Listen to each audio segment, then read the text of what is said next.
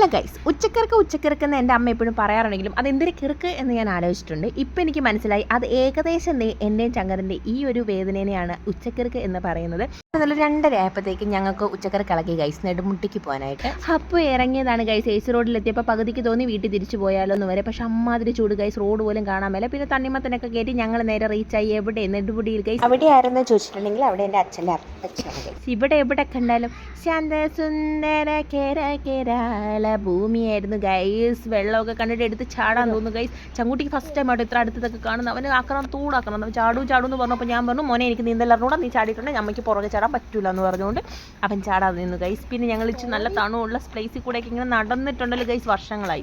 പണ്ട് ഞാൻ ചെറുപ്പത്തിൽ ഇവിടെ നിൽക്കാനൊക്കെ വരും കേട്ടോ. 7ാം ക്ലാസ് 8ാം ക്ലാസ്സൊക്കെ വരെ നിൽക്കാൻ വരുമായിരുന്നു. പിന്നെ ആ പരിപാടി അങ്ങ് നിർത്തി.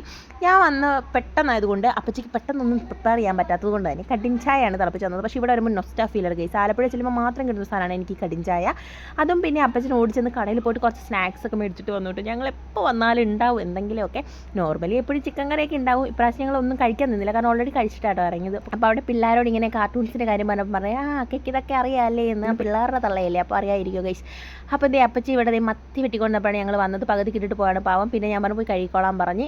പപ്പച്ചി കടവത്താണ്. അപ്പോൾ ചങ്കുട്ടി ഇവിടെ വന്നിട്ട് ക്രിക്കറ്റ് കളിക്കാൻ പഠിച്ചു കേട്ടോ ഗൈസ്. നല്ലപോലെ അവന് പഠിക്കുന്നുണ്ടായിരുന്നു. പാവങ്ങൾ പിള്ളേർ അവനെങ്ങനെയൊക്കെ എൻഗേജ്ഡ് ആക്കാൻ നോക്കിയിട്ട് അവസാനം പോകാൻ നേരം ആയപ്പോഴത്തേക്ക് ചങ്കുട്ടി വൻ ഷോക്ക് കരച്ചിലായിരുന്നു ഗൈസ്. അതുകൊണ്ട് തന്നെ പോകുന്നൊന്നും എനിക്ക് വീഡിയോ എടുക്കാൻ പറ്റിയിട്ടുണ്ടായിരുന്നില്ല. ഇവനെ വലിച്ചൂത്തി വീട്ടിലെത്തണമെന്ന് ഒറ്റ ടോപ്പിക് ഉണ്ടായിരുന്നുള്ളൂ. അങ്ങനെ വന്നപ്പോഴത്തേക്ക് പാറൂട്ടം വരെ വഴിയിലുണ്ടായിരുന്നു. ഞങ്ങളെ നോക്കി പാവ അവളെ കൊണ്ടുവന്ന് ഗൈസ് പോയത്. കുറേ മാങ്ങ നൂറ്റിട്ടുണ്ടായിരുന്നു. നല്ല കിളിച്ചുണ്ടോ മാങ്ങ, അതൊക്കെ അച്ചാറിടണം, അല്ലെങ്കിൽ എനിക്ക് വാട്ടി അട്ടമാങ്ങ അച്ചാറിയായിടും ഗൈസ്. അങ്ങനെ ഞങ്ങൾ തിരിച്ചു വന്നപ്പോൾ കുറച്ച് ബജ്ജിയൊക്കെ മേടിച്ചു. അപ്പോൾ പിള്ളേർ അതൊക്കെ തിന്നു, ഞാനും തിന്നു. അപ്പോൾ സെറ്റായി. അപ്പോൾ ഇന്നത്തെ ദിവസം അത്രേ ഉള്ളൂ. ബൈ ഉമ്മ.